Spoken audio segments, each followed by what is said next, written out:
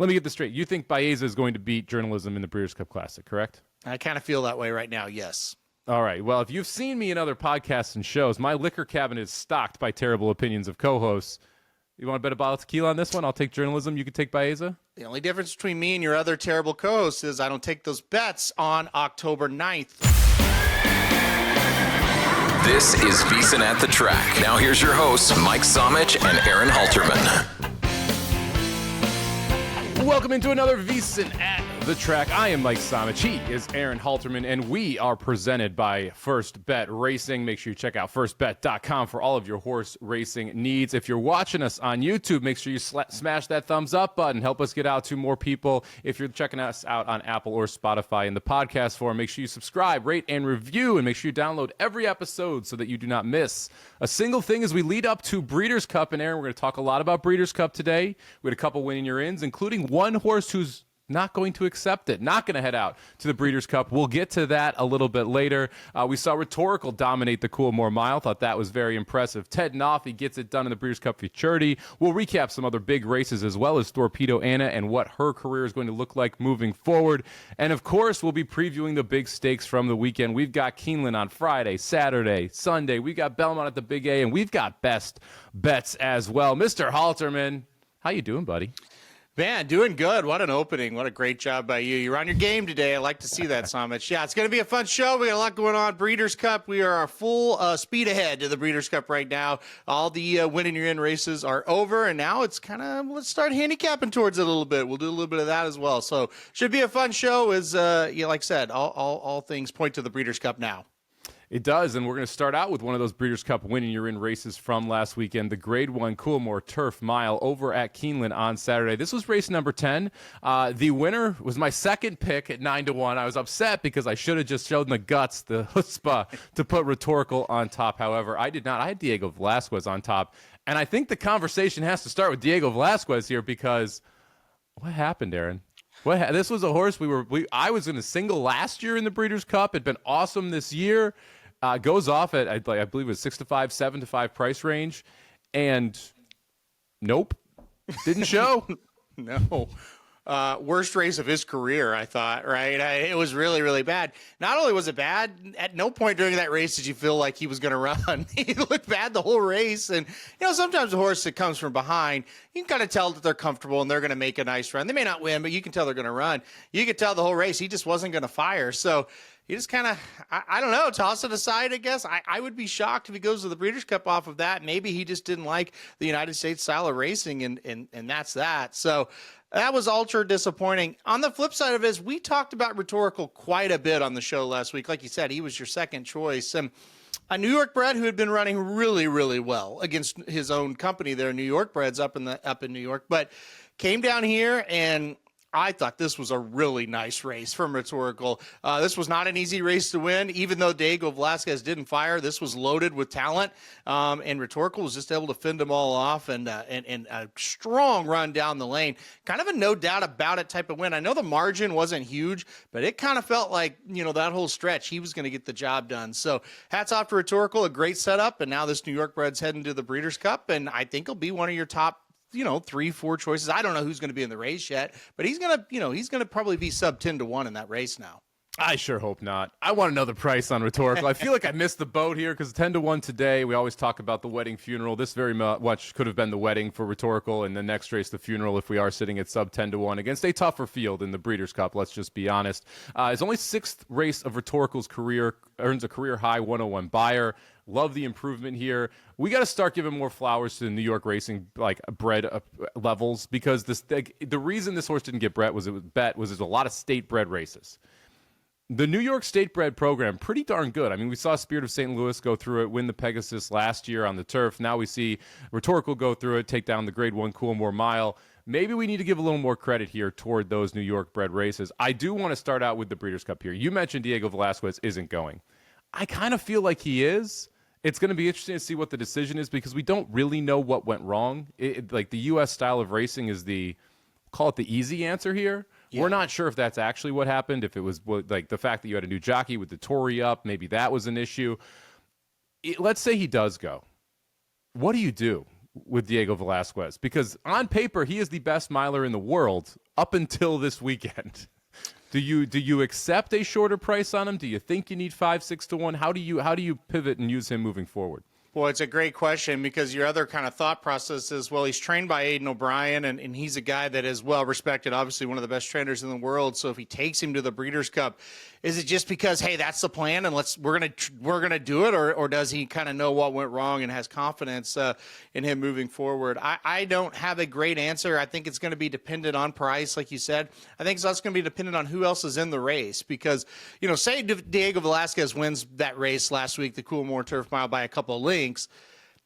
What European horses are really going to come over to face him? He's beat a lot of them anyway, right? So you might see kind of a weaker European contingent if that was the case, where now you look at it and go, well, we may send some really good ones over. We may send some horses over that we may have bet anyway, right? Even if he ran well. So I don't know is the best answer. I hate to be that way. I tend to think he will bounce back because he is a world-class horse, right? And he's shown it. And it's not like he's never ran poorly, but he's never ran that poorly, right? And so I do think he will bounce back, but he's a mystery going into the Breeders' Cup. He's a complicated one for sure. I think the one thing about it, if you're bullish on him, you might be smiling a little bit because you're going to get a much better price. If he romps in that race, he's going to be very short, yes. And yeah, you're very much smiling, as always, my faithful co-host there. Yeah, we'll see. I am on the fence with him at this moment. I think we may have our first funeral wedding scenario where we like everyone went to the funeral and they're like, I don't want to go to this wedding. This is not going to be very much fun. Hey, it could be a lot of fun at the Breeders' Cup if you get 5, 6 to 1 on Diego Velasquez. We'll see if he goes. We'll see what the price is. But we always talk about setups in horse racing and betting the horse at the right time in the right race at the right price.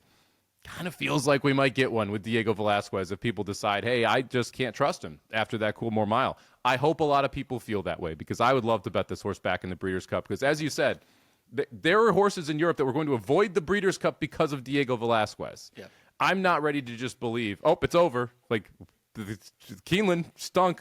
Guess we shouldn't bet him anymore. No, I am more interested in saying this is an anomaly, too bad to believe, and that I will take him at a better price in the Breeders' Cup. We'll see if that all comes to fruition, as we don't even know if he is going to run in the Breeders' Cup. One horse we do know will be running in the Breeders' Cup, Ted Noffey, the winner of the Grade 1 Claiborne Breeders Futurity, going 1 mile and a 16th over the dirt course at Keeneland. This was Saturday, race number 9 on October 4th, and look, he was awesome. I don't really know what else to say here. We talked about Ted Noffey and what we thought he could be. Now, scratches did affect this field quite a bit as the number 7 horse Ewing ended up not in the race. We still had Big Dom, Blackout Time. Two things I want to take away here. First off, Ted Noffey was great. Secondly, Blackout Time took a boatload of money. 10 to 1 morning goes off as your second choice, sub 2 to 1. Were you surprised at the amount of money bet at Blackout Time? What do you think of the top two here who are both headed to the Breeders' Cup? Yeah, mildly surprised, but not totally surprised. That was a horse I liked in second as well, talking about Blackout Time, and I didn't think 10 to 1 was stake. I think what really put it over the edge was Ewing scratched, and so then you were either betting Blackout Time or you were betting Big Dom if you didn't want to bet the favorite, and I think people just started to lean towards Kenny McPeek and Blackout Time. Now, I thought maybe 4 or 5 to 1, not 2 to 1, but look, I thought the top two runners in here, I thought they ran really well. I thought, Blackout Tom got bet, and he kind of ran like he should have got bet, right? I thought he was excellent in this race.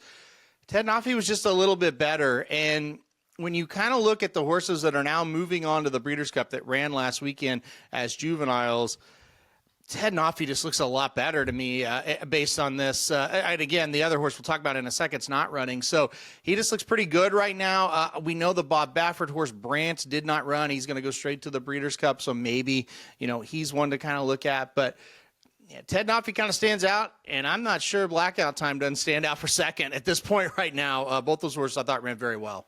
Yeah, Ted Noffey gets a 97 buyer, Blackout Time 93. That's a career best for Blackout Time, who returned off the layoff after winning at 1 mile over at Ellis. That was Ted Noffey's first time going 2 turns. Logical improvement for both of these off of this race, which means it could be very tough. Now, always a difficult puzzle in the Breeders' Cup Juvenile when you've got these Bafferts waiting, who we haven't seen run against anybody but the California horses, and then you've got this, I will say, more seasoned group coming from the East that have all run against each other, running graded stakes against each other. Gives you a little bit better idea of what to expect for them. But it's going to be an interesting Breeders' Cup Juvenile. And as I teased at the top of the show, unfortunately, we will not have the Champagne winner in there. And this is one of the more interesting stories that developed over the last couple of days. So Napoleon Solo, the number 8 horse, comes out, wins the Champagne at a decent price there. It's Our Time was a heavy favorite in this race and just did not get it going. Ends up running fourth at sub 50 cents on the dollar. But Napoleon Solo wins at 7-1 for trainer Chad Summers. And right out of the gates, Chad Summers says, you know what? We're going to skip the Breeders' Cup. We're going to focus on the 3-year-old season. Aaron, what say you? Yeah, interesting, right? We just have trainers that just keep skipping big races, right, that we think you should run in. But I thought this horse was very good. And this was my horse that I had in second that wanted a big prize. And I thought, boy, why did I pick It's Our Time when he was running up the track and never fired? I thought this horse kind of did what It's Our Time, what I expected him to do. He just kind of dominated this race. And I really thought after the race, I thought, man, this horse is a Breeders' Cup contender. This horse has got a shot. And then, the news came out. I was surprised. I don't absolutely hate it, to be quite honest with you, though. This horse is not very experienced. He probably, talking about Chad Summers, does not want to ship this horse all the way from New York to California. He stay at home, keep him fresh and ready, and go try to attack that, whether it be the NYRA circuit or whether it be go down to Gulfstream and try to win those races and get him ready for the bigger ones. I don't absolutely hate it, Somich. I don't think it's that bad of an idea. Surprising for sure. Do I think he could compete in it? Yeah, I actually do. I think he's a good horse, but I don't hate that they're skipping it, to be honest. Yeah, that was his second career race. First race was in a restricted maiden special weight at Saratoga. Ran an 83 buyer, comes back, runs a 94 on Saturday. Was clearly the best horse in this race. I don't know what to make of It's Our Time, just not firing, because I still think It's Our Time has a ton of talent, just didn't show up on this specific day. I agree with you. I don't think this is a terrible decision for a couple reasons. I mean, first off, Chad Summers doesn't have a huge barn, and he wants to make sure that he has a Kentucky Derby contender next year, and that's where I believe the true goal is here, right? The goal is not the Breeders' Cup. The goal is the Kentucky Derby. And we've seen the Breeders' Cup Juvenile turn out pretty bad horses the next year in the Kentucky Derby point system. And sometimes it's because, hey, we're trying a little too much too soon.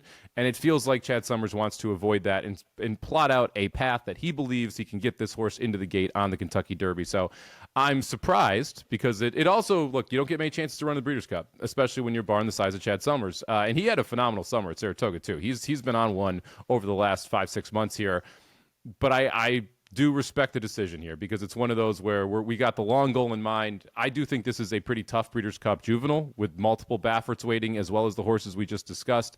So I'm not shocked, but was a little bit surprised. One thing that did shock me, Torpedo Anna runs back, and she runs last. Jin wins the race. Nitrogen somehow does not get by and runs second there.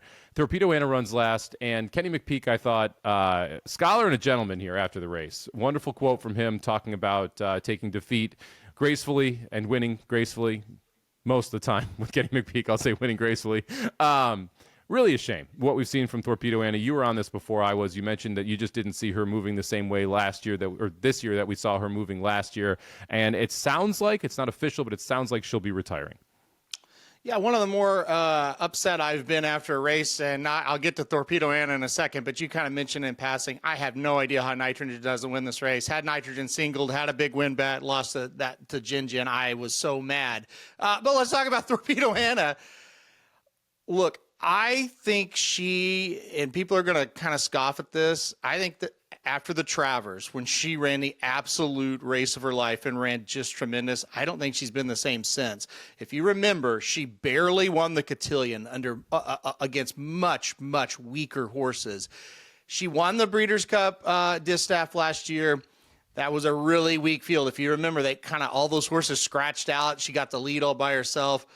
And her races this year, haven't been good. 2 absolute no-shows now with this one. I just think she's an exhausted horse. I think her class has gotten her a couple wins this year. Well, not even just a couple, gotten her 4 wins this year. I think just her heart and how she does really, really want to win has produced more wins after that taxing Travers race. Mike, we followed this horse so closely, and she was absolutely brilliant and elite in the Travers and those races before the Travers. We have not seen that type of effort since. I just think it kind of just gutted her in a way. I think she's going to be retired. I think it's the right idea. Let's retire her. She's done more than enough. An incredible year, horse of the year last year for her. And really, look, a normal horse going 4 for 6 at the schedule that she's ran this year, that's pretty good. But just the standard that she set for herself last year made those expectations just impossible this year. So great horse. I'm very sad she just has to go out not firing on a race like that. But I think she's done. Yeah, we've seen this more with fillies and mares than we do with the colts, right? Where you have a more egregious drop-off, where you just don't see the improvement from 2 to 3, 3 to 4, whatever age group it is. It makes what Beholder, what Zenyatta was able to do with the consistency year after year, race after race, even more impressive when you're looking at it. But look, Torpedo Anna, a horse I was wrong about early, loved late, and unfortunately, we may not see her on the track again, but we'll see what Kenny McPeak decides to do there. Jin, now your favorite in the Breeders' Cup Distaff. What are we doing with this race? This race got a lot more wide open after that one. I don't want to talk about it. I was all about Nitrogen in that race. I really, really liked it. You know this. I've been higher on her. Not that you don't like her, but I have been higher. I feel like you have on her. And I loved her in that race. I absolutely loved her. And when she didn't get by, I'm not going to lie to you. I thought for a second, Somich was right. She's good, but she's just not great. And, I don't know, to answer your question. One of the Baffords, maybe Cavalieri or Seismic Beauty, probably the horse I'm going to back in the Breeders' Cup Distaff at this point. And for me, it's just more of the older horses aren't great. The 3-year-olds aren't great. Where the hell are you supposed to go? Well, lean on Baffert maybe at Del Mar, So frustrating division all the way around, and a very frustrating specific race for me, the Judd Spencer. I'll never forget that one. I'll tell you that for a bad reason. So anyway. Can we get Nitrogen back on turf? Can we just agree that this was she's fine. She's good on dirt. She is good on dirt. And I get there's more money on dirt. She's a better turf horse. Let's just admit it. She is. I agree, but I think the thought process is what you just said. There's more money, more prestige. And honestly, I think in her specific situation, it's easier to win the big races on the dirt right now than going up against the older horses at the Breeders' Cup, going up against international horses. I think she still will look better in the distaff. So, but I'm with you. She's a turf horse, no doubt. And you know what? Excellent point by you. She will face an easier field in the distaff than she would in whatever turf race that she decides to go to, because of who will most likely be coming over. And a great transition by you as well, because we're going to talk about a Baffert horse next year. Explora impresses for Baffert in the Oakleaf Stakes. At some point, we might have to have a Bob Baffert discussion about what he's bringing to the Breeders' Cup. I believe he has now 7 horses that are winning your in horses into the Breeders' Cup races, which is even more amazing when you consider that he basically has no turf horses. So this is all dirt that he is just he's going to have somebody in almost every single dirt race over that weekend in the Breeders' Cup. And the newest one that jumps onto the scene here is Explora. It's very interesting, isn't it? Because I kind of look at the Baffert barn, and for his expectations, I don't think it's that strong, right? No, and then it's like, right, the last 2 weeks he's like, oh, this horse, they're winning everywhere, and it's like, this is crazy. Look, I think you made a really good point. Earlier in the show, you were like, look, these Baffert horses just run against each other, talking about the 2-year-olds. That makes this very tough, right? Because there's just nothing much out in California this time of year other than his horses. And so what do they look like when they face, a regular field? I think it's a very questionable, and I think it makes it difficult. I'll tell you this. I thought Explora ran okay on one-turn races, but I thought this 2-turn effort in the Oakleaf, she really looked like a 2-turn horse, a true horse that wants to go long. Pedigree says that, and she ran like it. So I really like her, because of the distance, and I think she'll run very well in the Breeders' Cup. So I wanted to mention her. Also, the 2-year-old fillies, what do we have here? Tommy Joe was a horse, we were kind of high on that, was running at Keeneland, and she was just awful. She ended up winning the race by disqualification. She was pathetic. I think she got like a 75 buyer. It was not good at all. I mean, what I'm trying to say is Explora looked the best out of all of them. So I'm kind of excited about her for the Breeders' Cup. Yeah, she looked the part, especially after what we saw at Keeneland with the other 2-year-old fillies there. So we'll see. That's that division, another wide open. The filly divisions across the board feel very wide open this year, where the male divisions feel like you have a little more of it reined in. Except if we don't see Sovereignty dominate the Breeders' Cup Classic. We'll talk about the 3-year-olds at the end of the episode here in that Breeders' Cup Classic, so make sure you stick with us to the end here as we talk about the 3 main contenders in the Breeders' Cup Classic with the 3-year-olds here. If you're looking for somewhere to bet the races, make sure you head over to firstbet.com. And right now, FirstBet and VSiN are going to hook you up with a very special offer. And this is the final day to take advantage of it. This Sunday, October 12th. Make sure you're in by then. Open and deposit a new FirstBet account and use promo code VSiN250 to get a $250 sign-up bonus. But on top of that, place $100 worth of wagers in your first 30 days, and you get a full year of VSiN Pro, a $240 value. Already a subscriber? Don't worry, we got your back. We'll extend your subscription for an additional year over there. So make sure you head over to firstbet.com/VSiN for more information on this offer. That's 1stbet.com/VSiN, VSIN, and you can go out and get more information around this offer. Make sure you use promo code VSiN250 if you want to unlock that full year of VSiN Pro after you bet $100 on the races in your first 30 days. And Aaron, let's give these people some money, some races to bet here, and we'll start out with the Grade 2 Sycamore. This race is on Friday, so race number 9 on Friday at Keeneland. Don't usually preview the Friday stakes, but this is a special scenario here. We want to talk about the Sycamore race here, and we've got 11 horses headed postward. Your favorite here is going to be a Utah Beach at 7-2. These are our first bet morning line odds with Utah Beach here at 7-2. Jose Ortiz aboard. Where are you going in this spot? Yeah, good race here. I thought this was a very competitive race. I think there is a lot of ways you can go. I am going back to a horse I've bet too much. I will admit that right off the bat, but I like number 5 Grand Sonata in this spot. Listen, this is one of your horses that closed at Kentucky Downs. I can't believe you're booing me off this angle, but no, look, the Arlington Million almost got the job done. The United Nations ran second behind Redistricting, a horse I would definitely pick if that horse was in this race. The Kentucky Turf Cup last time out, look, this horse was closed from 10th to 5th, made up a little bit of ground. So maybe, this is one of your sneaky closers there at Kentucky Downs. The flip side and the problem is, and what I'm sure you will point out, hasn't won in a while, over a year. Been facing some pretty nice horses, though. I think Grand Sonata gets it done in this spot. I think this is the perfect spot to get the job done. I thought you promised you weren't going to pick Grand Sonata again after the loss in the Arlington Million. Well, sometimes I lie. So I mean, you know this. Very competitive race. I mentioned the favorite Utah Beach at 7-2 on the morning line. You've got a plethora of horses that are sub 10-1. I am going to go with one of those. Give me the number 9 Goldeneye here, 5-1 on the morning line. We were talking about what to do with Kentucky Downs. You mentioned you just draw a line through a lot of those races. Just draw a line through the last race. 2 miles and 1/16. That was a little too far for this horse. Just throwing it out there. Maybe a little stretching out on the distance side. However, today's distance of 1.5 miles, not too far for Goldeneye. I really like the last couple races. It's a horse that was in the Peter Urton barn and got a win here at Keeneland, going 1.5 miles in this barn off a Kentucky Downs race that was 1.5 miles as well. Then jumped up in company, not able to really handle it out in California. Comes back, comes into the Kenny McPeak barn. I thought ran very well first off the layoff against very good horses, despite not getting the win there. Jumps back, gets a win closing, repeats that effort at Saratoga in a very competitive 1.3 open $100,000 claiming race.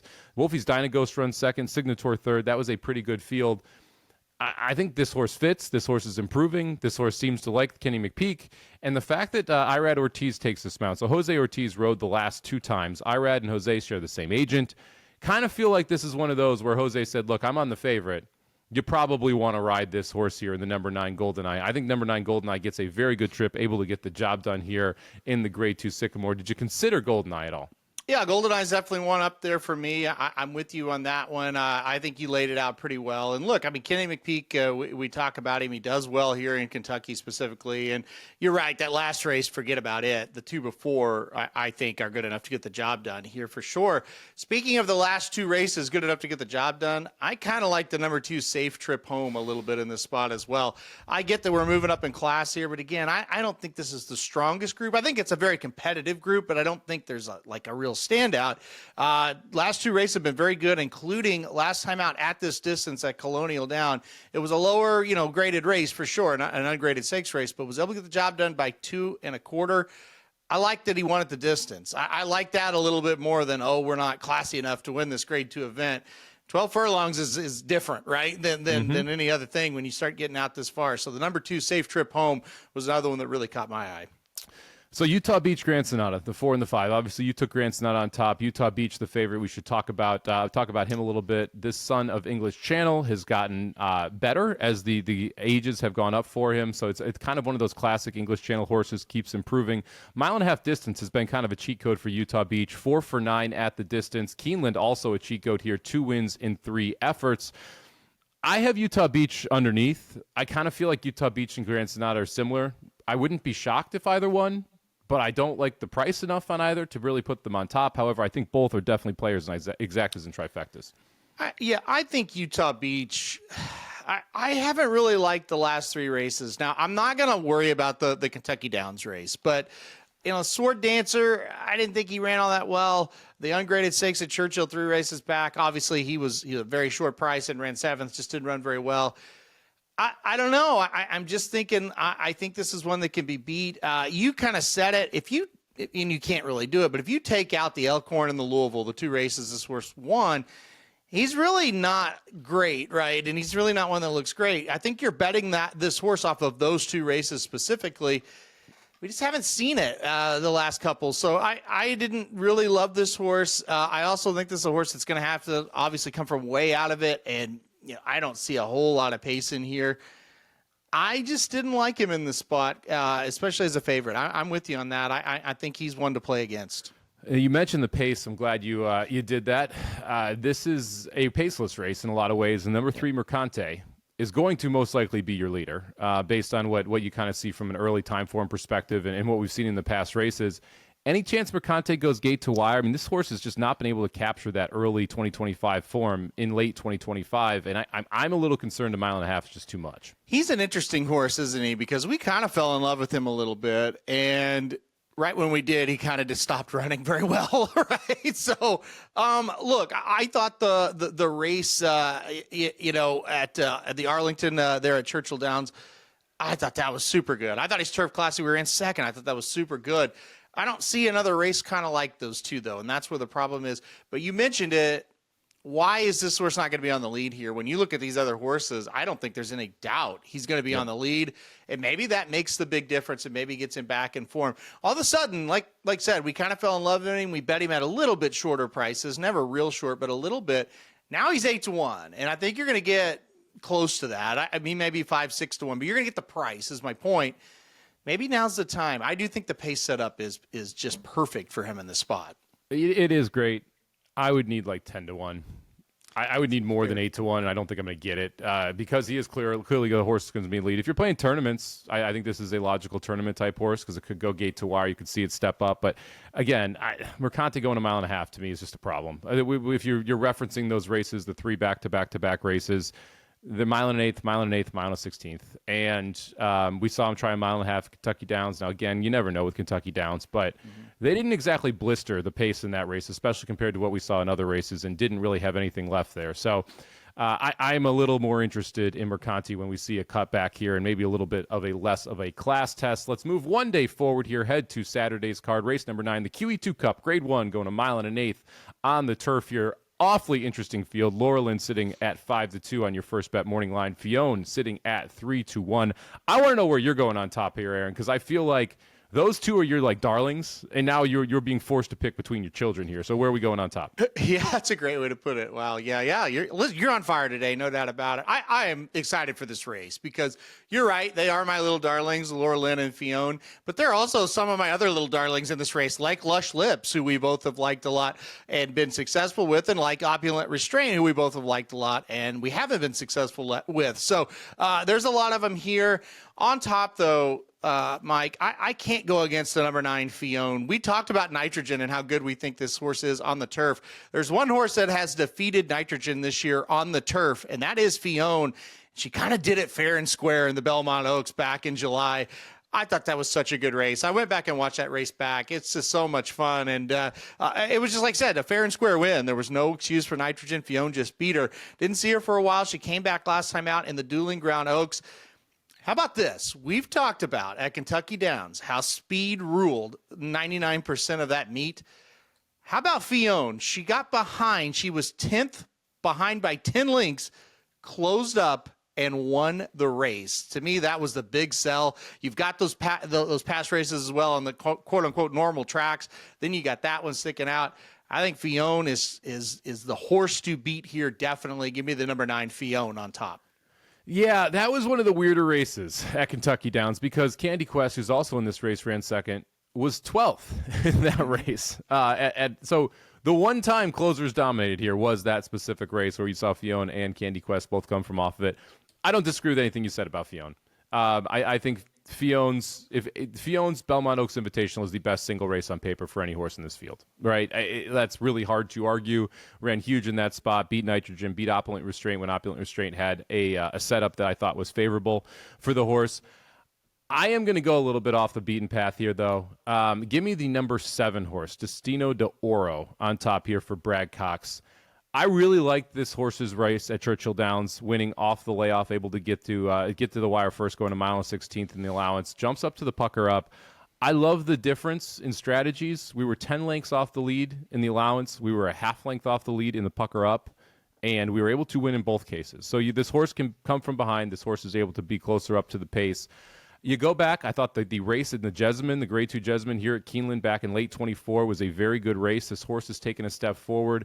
The horse was favored over Fionn and Candy Quest in that Kentucky Downs race and didn't run as well. That was a little too long for this horse. I like the fact that we're shortening up here to a mile and an eighth. We know this horse can handle the Keeneland track. We know this horse can handle the distance with that wind 2 back. And I'm getting 8-1 on a horse that has been sub 2-1 in the favorite in the last 4 races. This is one of those spots where the price is determining the pick for me in a lot of ways, because if I get anywhere near that 8-1 price, I think I'm getting an overlay. I think this horse should be closer to that 7-2 range, just slightly a tick higher than your 2 favorites in this case. And because of that, I'm going to go with the number 7, Destino d'Oro. Did you give Destino d'Oro any look? Excellent picks. My second choice is Destino d'Oro. A couple of things. Brad Cox does train Fionn, and Destino d'Oro puts them both in here. I thought that was kind of a good sign for the quote-unquote other Brad Cox horse here. You kind of buried the lead, I think, as well. Irad Ortiz gets aboard here. I thought that was a very, very good sign that Irad jumps aboard in this spot. And look, at the Dueling Ground Oaks at Kentucky Downs, who was the favorite? It was Destino d'Oro. Sub-even money and gets beat, but that just shows you how much they like this horse. So, look, I'm with you. I thought she was very interesting. I went back and watched the pucker up, the 1-2 back where she wins. That was just a really, really sharp effort, Mike. I mean, that was the one that really stands out. It's like, look, if she runs back to that, she might be good enough, right? That may be all it takes because it was that good of a race. So I love Destino d'Oro. I think that's a really, really good pick in second. And look, I feel like, and we talk about this a lot when it comes to betting strategy, I feel like you got to choose Laura Lynn or Fionn. If you're going to play one or the other, you kind of got to leave the other one out that you don't like as well, right? And it's like, look, I like Laura Lynn as a horse. I'm not going to be shocked at all if she wins, but from a betting standpoint, doesn't make a lot of sense to play them both. Destino d'Oro becomes a very, very logical play once you kind of look at it that way.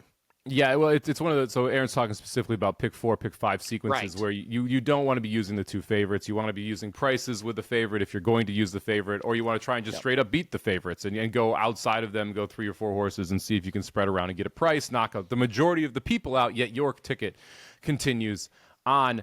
We could spend a while on this race because we haven't even talked about the number 1 Lush Lips, who you mentioned. We haven't talked about the number 3 Simmering, who's coming in from overseas, going to be a European contender in this race, or the 5 Opulent Restraint. I'll let you take the reins here. Who do you want to talk about out of those 3 horses? Because I think we should touch on all 3 before we move on. Well, I want to talk about Lush Lips because this is a horse that we've really, really liked, Mike, for a while. And I know we crushed her in the Tappan Stakes 2 races back at Churchill Downs, a race she just dominated. I was a little disappointed last time out. She lost to Del Mar Oaks in a race I felt like she should have won, but only lost by a half length and ran pretty well. Just kind of got a little bit too far behind. But what really made me kind of like Lush Lips, she ran in the Florida Oaks and she ran in the Edgewood, and she ran so well in both of those races, just losing to a, really nice horse, named Nitrogen. So, look, I like this horse quite a bit. At the price of 5-1, I want to use her. I think that's a little too high. I think her best race puts her right there. So I am a big fan of Lush Lips.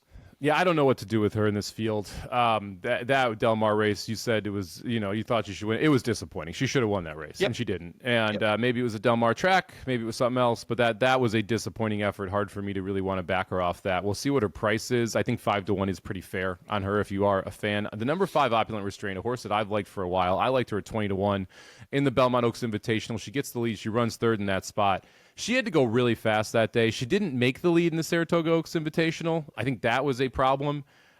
I really wish this horse wasn't 4-1 with Joel on a speed horse. If he goes, which he did last time, I do like, or 2 back, I should say, I do like Opulent Restraint a little bit here, but I would want a better price because even when Opulent Restraint has set a slower pace, if you go back to the Memories of Silver back at Aqueduct, going a mile, set a slower pace, went 48, 114, and got run down by Laurelin. So that is the race that really points to me needing a better price on Opulent Restraint than what I'm currently getting offered. I just can't do it again. I've been disappointing in a couple of races. I agree. The Belmont Oaks, I didn't have her on top, but I thought she was very dangerous. She did get the trip, and she still couldn't win. I had her on top in the Saratoga Oaks. I thought she looked great in that race. She just can't get the job done. So obviously now that I'm kind of off her, this will be the one, right? But I couldn't do it. Now you mentioned the number 3 Simmering a little bit earlier. That's the wild card, right? That's the one. If you want to take a swing with a horse that I think will be, 8-10-1, I think that's the one. We just don't know what she is, right? All overseas races.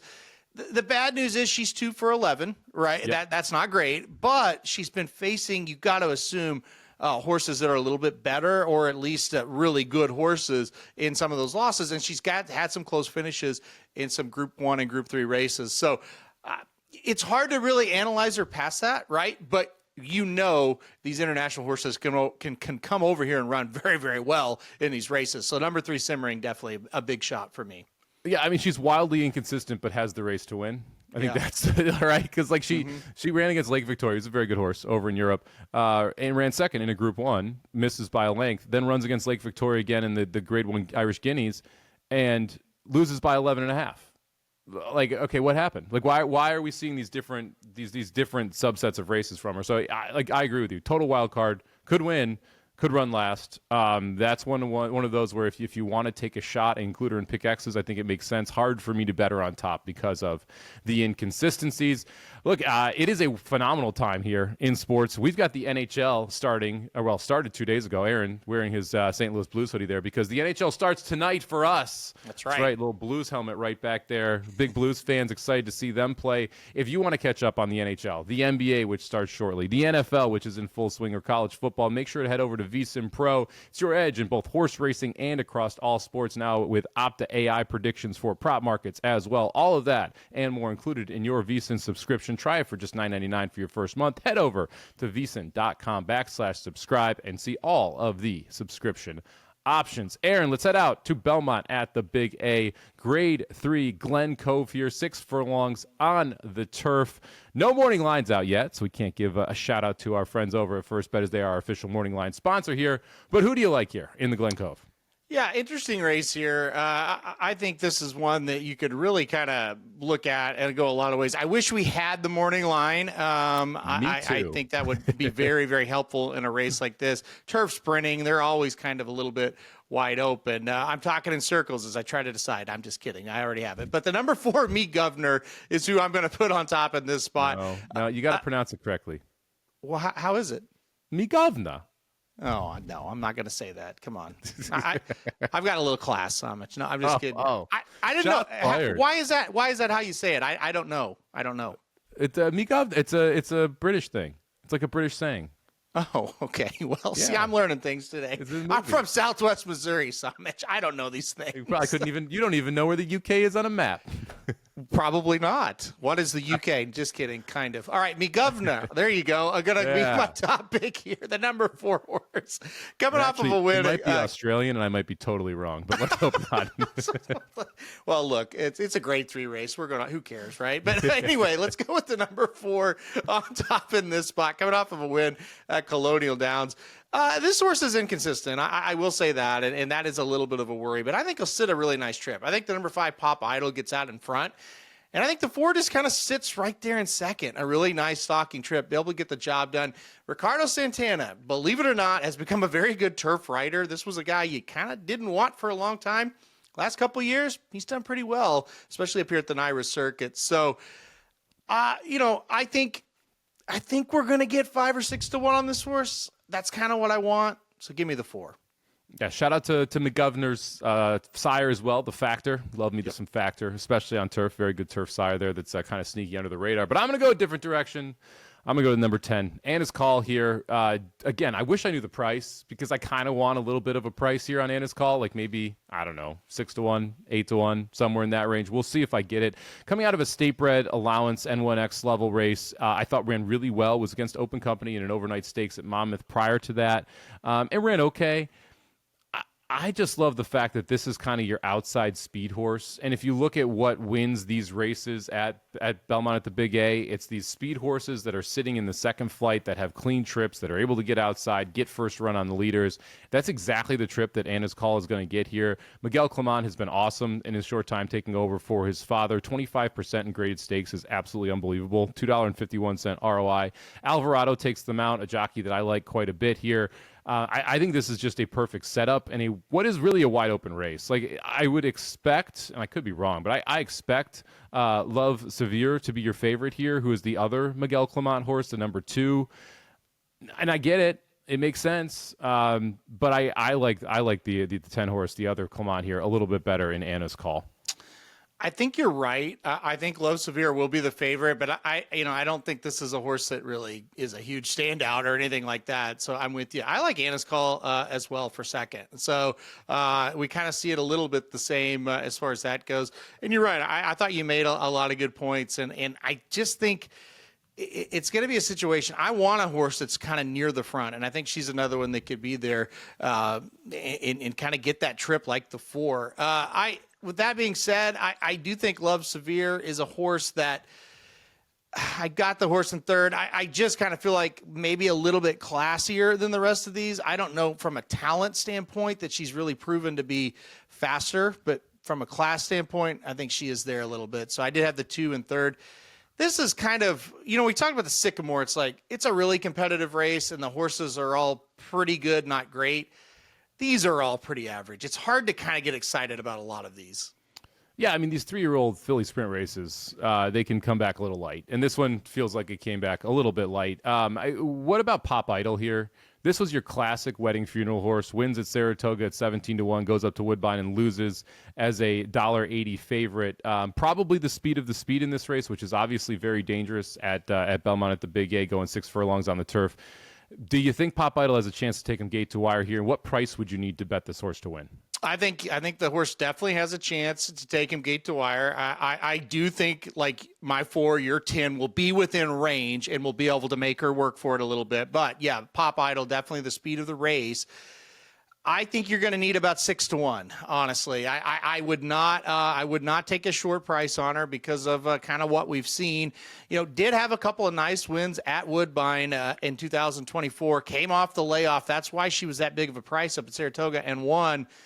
And then it was not so good when returning to Woodbine and kind of, disappointing as the big favorite. I need a better price than I think we're going to get. I just feel like people will bet her off of that Saratoga race. I think people will look at it and go, oh, we don't care about the Woodbine race. We're back at NYRA now on the NYRA circuit. So I think you need a little bit better price than what she's going to be.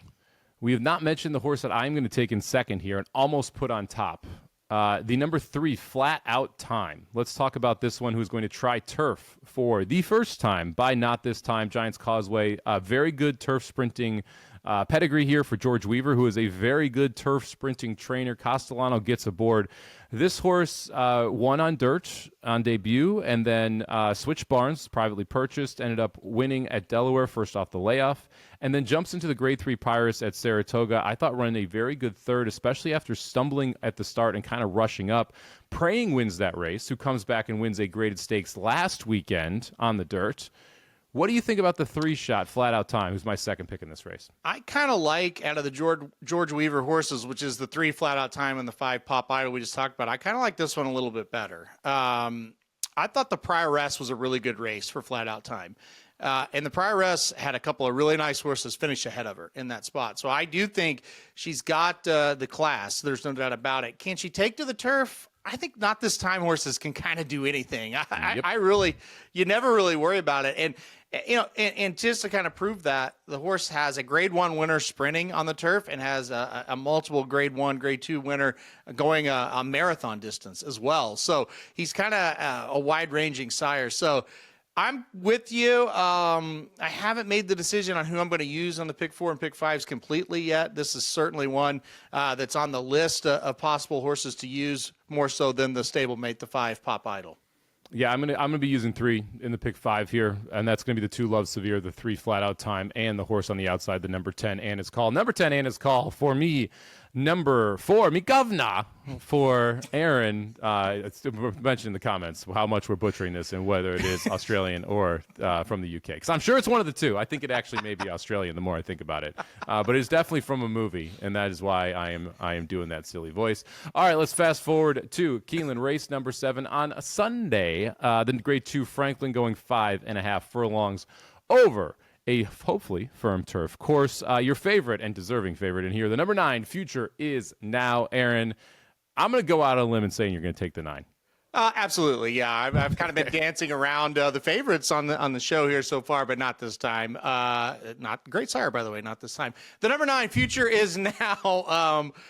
Look, I love this horse. I had the horse bet pretty hard at Saratoga the last 2 races, was able to get the job done. Look, a horse that just goes to the front and just keeps going. Now, there is some other speed in the race, and I'm sure you're going to tell me that. One thing I will say, though, last time out at Saratoga, I really thought this horse showed kind of something that he had, and he was, I should say she was able to kind of sit off and sometimes you sit off the pace because you're not quite fast enough and you're still running really hard. I thought Future Is Now last time out kind of set off some leaders in that race that were going too fast, but was very in control and very calm. So I just kind of feel like with this outside post, she'll be able to kind of sit off the lead if needed. And if not, we'll be able to just go to the front and take him gate to wire. But I really love the number 9, Future Is Now in the spot. I am going to tell you there's other speed in here, but I'm also going to agree with you. Future Is Now doesn't need the lead. And I think this 9 post draw is actually perfect for Future Is Now because Irad's going to be able to hang out and decide how fast he wants to go and get a clear run on the outside on the other horses here. Future Is Now 7-5. I think it's hard to get around. So top pick for me. I am going to put a little bit of a price in second, though. Let's go to the number 2, Time to Dazzle for an exacta. So I'm going to go for a cold exacta here. 9 Future Is Now into the 2. Time to Dazzle. I thought ran very well last time out of Kentucky Downs. Lost to In Our Time. The race before that was a race dominated by AG Bullet Gate to wire. That was a Kentucky Downs race as well. Let's just draw a line between those 2 races, and let's go back to those Saratoga races where I thought Time to Dazzle ran exceptionally well. Pipsy won the grade 2 4 back here. That was a heavily speed favoring track where Pipsy just got to the front, ran a career best number going gate to wire, was carried by the turf. No interest in Pipsy in this spot. I will go elsewhere. The second race in that set, the Caress there, the grade 3, I thought Time to Dazzle ran huge. Was also had a ton of trouble. I almost went down at one point in that race. It was a pretty bad clipping heels event in that race. And Time to Dazzle still ran up for third. I think the pace sets up well for the 2 horse here to run second in this spot. So 9-2 cold for me. Who was your second place horse here, Aaron? I agree with your thoughts on Pipsy, by the way. I'm with you. I think the track dependent for sure for that horse. Give me the number 1 Pondering in third. This is a horse that I always seem to go for, and at times it made me look really good, at times kind of silly, but I like Pondering a lot. This is a horse I always just seem to be on. I always just seem to gravitate towards this horse a little bit, especially if you're going to look for an underneath type of play here, because going to come from out of it. I think there's no doubt about that. But I think can pass a lot of tired horses in the stretch, get up for second or third, maybe even win this thing. I like number 1 Pondering. I hope we get 10-1. I'm not sure that we do, but that's the right price for me. So the number 1 Pondering was second. Yeah, another one that should benefit from the speed setup here. On Sunday, Keeneland, the Grade 2 Franklin going 5.5 on the turf. Number 9 future is now for Aaron. Number 9 future is now for me. Going to play an exacta with the number 2 Time to Dazzle in that spot. All right, let's head over to our first bet, best bets of the weekend. Make sure you head over to firstbet.com. Use promo code VSiN250 to sign up for an account there. And if you bet $100 in your first 30 days, you'll get a year subscription of VSiN Pro as well. And Aaron, we're going to kick it off with you here. We're both going to Santa Anita and Keeneland for separate best bets. You get the honors here with Keeneland race number 3. Yeah, Keeneland race number 3. I'm going to take the number 7 Rancho Santa Fe. This horse coming off of a maiden special weight victory at Ellis Park last time by a length and 3/4. I thought this was a very, very strong race. You go back and watch this. This was going a mile. I thought this horse kind of, I like 2-year-olds that don't just go gate to wire, they kind of show that they've got a little bit of ability to sit off the pace and then go get you. So I liked that race last time out. I think stretching out now to a mile and a 16th won't be any problem at all. The sire is Tappet, and that's kind of the worry. Will you see a goofy kind of situation? These Tappet horses, especially the young ones, are a little crazy, but I thought this was a pretty disciplined win. I thought it was a pretty good win. So I like Rancho Santa Fe, the 7 horse, in the 3rd race at Keeneland on Saturday. I have him in 2nd. I think it's a very logical horse. I want him to be a little more forwardly placed at this mile and 16th at Keeneland. That was my main concern, but do not mind the pick there of Rancho Santa Fe at all. 2-1 on the 7-horse race 3 at Keeneland. I'm going to go to race number 8 on Friday's Keeneland card here for my first best bet. And we're going to go all the way to the outside. Number 9, I'm sorry. In the 9 post, there are 10 horses, so not all the way to the outside. Number 9 horse here, Gins Beach Road, 3-1 on the morning line. Mark Cazzi, Jose Ortiz jumps aboard here, and I don't know why we tried turf, but let's not do that again. So this horse runs well on debut at Saratoga, jumps over to the turf course where the horse gets bet off the board, not able to go gate to wire, but did break from the 11 post that day, so a little bit of trouble there. Then jumps back to Churchill Downs Dirt and looked awesome. Like an absolute superstar here. Now we draw the 9 post, which I think is a very favorable post for this 6 furlongs, has tactical speed, may be able to get the lead. I think the 8 probably gets the lead, but the 9 sits right outside and recreates the trip that won at Churchill Downs. So I like the number 9, Gin Beach Road here, race number 8 at Keeneland on Friday, Aaron. Saturday. Yeah, good pick. I had the horse in 2nd. I put Stilettos on top here, a horse that has been disappointing as a favorite a couple times, so I should mention that. But, I think Gins Road Beach, a horse last time out, looked very, very good. No doubt about it. All right, let's head over to Santa Anita here. You're going to kick us off with a daily double starting in race number 4. Yeah, I got to go the daily double here because I think these horses will be pretty short prices. Santa Anita race number 4, the number 4, Del Mar Jerry's, who I'll kick it off with here. Very consistent horse, been on a win streak of late until losing last time out at Del Mar. Comes back here, same style of race here at Santa Anita. I think it's a much easier spot. You got a couple, you got one Baffert horse that's not great looking. You got kind of a Sheriff's horse that's not so good. A couple of, O'Neill, a Peter Miller. These horses really aren't great. I think Del Mar Jerry gets to the front, takes them gate to wire, really like that horse. And then you go to the 5th race, the number 7 Reno to kind of cap off the daily double here. This is a horse dropping down in class, been running against Maiden Special Weight Company on the turf. Now going to try the Maiden Claiming ranks. Great drop in class. I always like that drop, but I always like the horses that are dropping down in class and will be on the front end in these maiden claiming events, and that's the number 7 Reno. I'm hoping for 2 gate-to-wire victories here, so let's go the daily double at Santa Anita on Saturday with the number 4 Del Mar Jerry in the 4th race and the number 7 Reno in the 5th race. I'm going to get a little kooky for my second best bet here. Let's head to Santa Anita race number 9, $80,000 optional N2X on the turf going a mile and an eighth. Give me the 4, Lahaina Flower here, 12-1, Aaron. We're going to go for a price with this best bet, and this is a tale of 2 horses. When there is speed and when there is not speed. If you simply remove every race this horse has run, which I realize is a lot, where you have a 48-plus half, all of a sudden, this horse runs a lot better. The last time at Del Mar, going a mile and 3/8, 51, can't close into it. Not a shock. Race before that, a mile at Santa Anita, 46-4. Wins the race easily, closing into it. The race before that, a mile and 8 at Santa Anita, 50-1 for the half. Can't close into it. It's a pattern that goes all the way down the form. When this horse has pace to chase, this horse runs well. When this horse does not, this horse does not run well. Guess what? we've got pace to chase today. I think we're going to see a quicker pace here in the 1 1/8 race, and that means that Lahaina Flower here is absolutely live, sitting at 12-1. Rispoli jumps aboard, has ridden this horse 5 times before, including a victory and a couple third-place finishes. 1 1/8, over 6 on the page, but all 6 of those races had slow paces. So I'm not going to nail this horse for not being able to handle the distance, because this is a horse that had success going further distances as well. So I'm not worried about the distance. 3 for 11 at Santa Anita with 2/3, so we know is able to handle the racetrack. Gallagher, decent off of this type of layoff, as we haven't seen this horse since August 2nd. But when Gallagher and Rispoli team up, 23% at Santa Anita, 21% overall. I think you get the pace. I think the price is absolutely going to be right, and I think Lahaina Flavor is going to be rolling late here, Aaron. All right, I'll take your word for it. Yeah, see, that one he doesn't like. You can tell he doesn't like that one based on the response.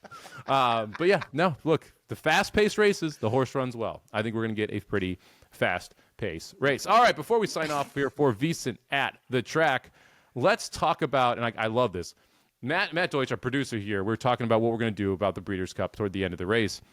He said the holy trinity of 3-year-olds. That is what we're going to talk about here, the holy trinity of 3-year-olds heading into the Breeders' Cup Classic. Sovereignty, who's currently enlisted as your favorite.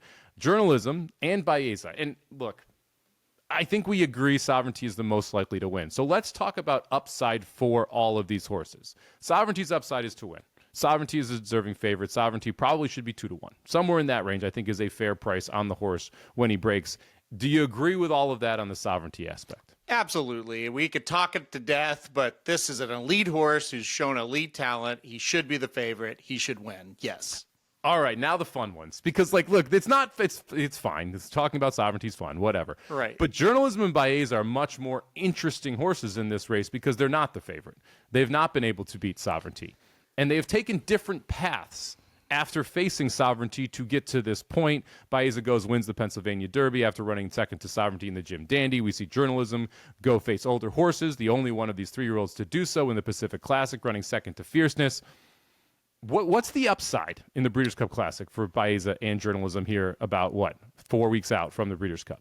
I think Baeza's getting better and better. I think he has more upside, so I'll start with him. He kind of seems like the progressing type of horse, right? He was very lightly raced. Let's not forget, he was just a maiden when he ran in the Kentucky, he had just a maiden winner. Let me backtrack. When he ran in the Kentucky Derby and ran in the Belmont, right? And he did very well in those races, third in both of those races. He went to the Jim Dandy after that, and he's kind of the closest of any of the horses that have tried to beat Sovereignty, in the Jim Dandy. He gave him a little bit of a challenge. I thought his Pennsylvania Derby was really good last time out. I really thought that was the best race of his career by far. I think he's took a little bit more of the development route, where Journalism was a little more seasoned. He's kind of become a robotic horse in a way. Journalism kind of runs the same race every time. And if he's better than you, he's going to beat you. And if not, you're going to beat him. Now, that race is a very good race. I speculate Baeza might be better than Journalism at this current moment. What say you? I think you're crazy. I think you're wrong. I think that there is no chance not no chance.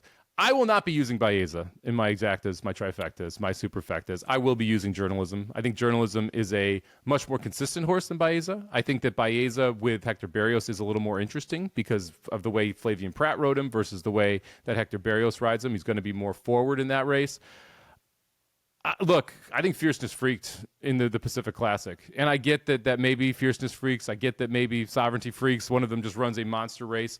I'm not going to take anything from Journalism for running second in that Pacific Classic when you have a horse like Fierceness who ran the way he did in that specific race. And so I respect who Journalism faced much more than I respect who Baeza faced in the Pennsylvania Derby.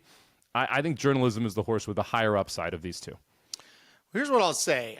If you look at what's happened, in the past, I don't think it's close. I think it's Journalism. I just kind of think, man, he has danced a lot of dances, Somich. He really has. He ran in all 3 Triple Crown races. He ran in the Haskell. He ran in the Pacific Classic.